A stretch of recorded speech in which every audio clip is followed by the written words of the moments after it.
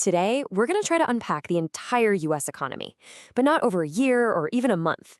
We're zooming in on one single, absolutely critical 24-hour window. Wednesday, January 28th, 2026. Let's see what just one day can tell us about our future.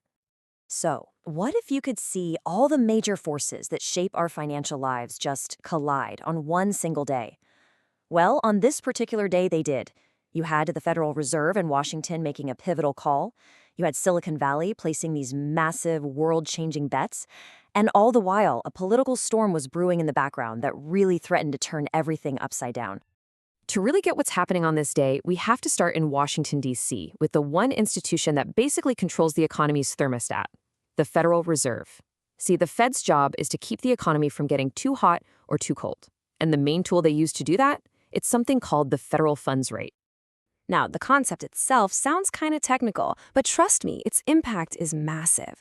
This one single rate ripples out and influences everything. I'm talking about your credit card bill, your mortgage, the cost of a car loan. It's basically the foundational cost of money in America. And on January 28th, the Fed made its big move. Now remember, they had just cut rates 3 times in a row back in late 2025 to give the job market a little boost. But on this day, they decided to hit pause. They held the rate steady. And that was the anchor event of the day, really. It was a signal to the whole world that, for now, they thought the economy was on the right track.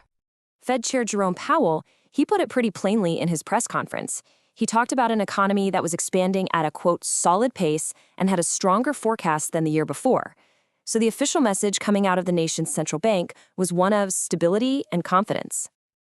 But, and this is a big but, beneath that calm surface, the Fed knew there were some serious headwinds lurking.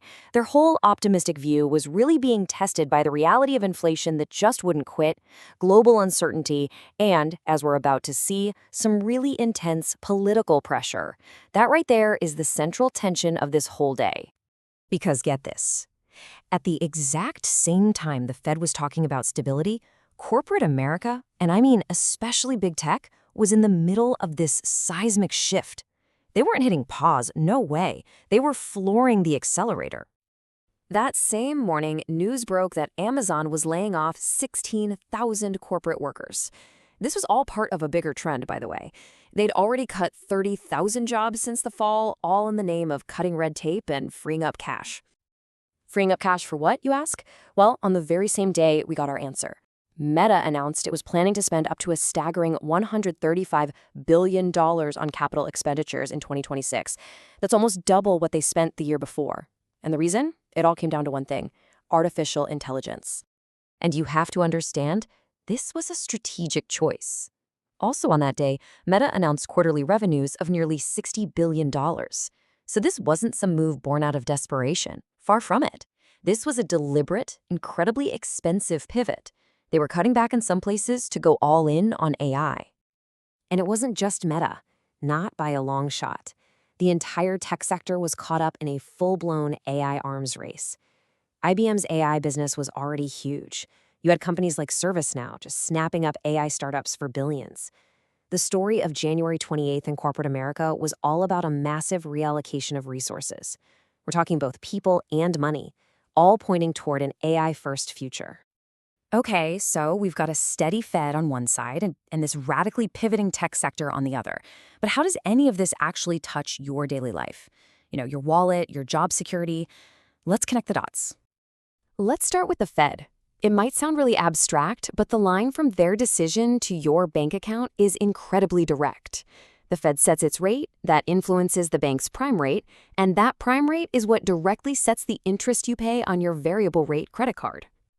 So the Fed holding rate steady was kind of mixed news for you. The bad news? Well, credit card APR stayed painfully high, averaging almost 24%. Ouch. But here's a rare win. Savings account yields were also high, with some banks offering up to 3.5%.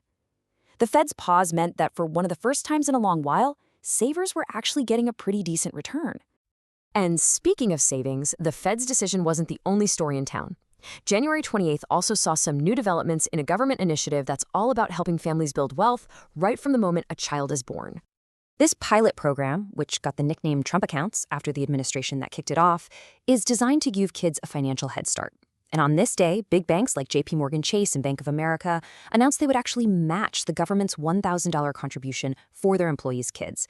It's a really powerful example of public policy and private business coming together. Okay, but while all this was happening, these bright spots and these huge corporate shifts, the entire system was operating inside a political pressure cooker. To really, truly understand this day, we have to look at the intense political forces that were at play. And the heat was highest on the Federal Reserve itself. I mean, just look at this timeline. This shows an absolutely unprecedented campaign of pressure. You have relentless public criticism from the president, a Justice Department investigation into Chair Powell himself, and even a Supreme Court case over the president's power to fire a Fed governor. So when Powell defended the Fed's independence on this day, it wasn't just him reading from a script. It was a direct response to a very serious challenge. And that intense pressure, it wasn't just aimed at the central bank. All across Washington, other high-stakes fights were coming to a head, threatening to shatter the very stability the Fed was trying so hard to project. Two huge flashpoints were just about to boil over. First, you had the threat of a government shutdown hanging in the air over a dispute about funding the Department of Homeland Security. And at the exact same time, the entire future of the crypto industry was being decided as a major regulatory bill faced a make-or-break vote. And that crypto fight really shows you how new power players are shaping policy. On January 28th, it came out that Fairshake, which is a crypto-focused political action committee, had built up a war chest of $193 million. That is a massive sum of money, and it just goes to show you the new financial muscle being flexed to get Washington to see things their way. Okay, let's pull all these different threads together. We've got a stable Fed, a radical tech pivot, real-world impacts on our wallets, and this incredibly intense political backdrop. What does the story of this one day, January 28th, 2026, actually tell us about where we're all headed? Well, it tells a story that's just full of contradictions. We see an economy that's supposedly on firm footing, but it's operating under immense political stress. We see companies making the biggest investments in AI in history, and they're funding it by laying off tens of thousands of people. We're seeing new government programs to help people build wealth, even as high interest rates make day-to-day life really expensive. And underneath it all, there's this fundamental battle being fought over the independence of our core economic institutions. This one day, it was really just a snapshot of a massive transition, a shift toward an economy that's going to be defined by artificial intelligence, by new political forces, and by rules that are still being written as we speak. The events of January 28th make one thing crystal clear. The AI economy isn't coming anymore. It's already here. The only question left is, are we ready for it?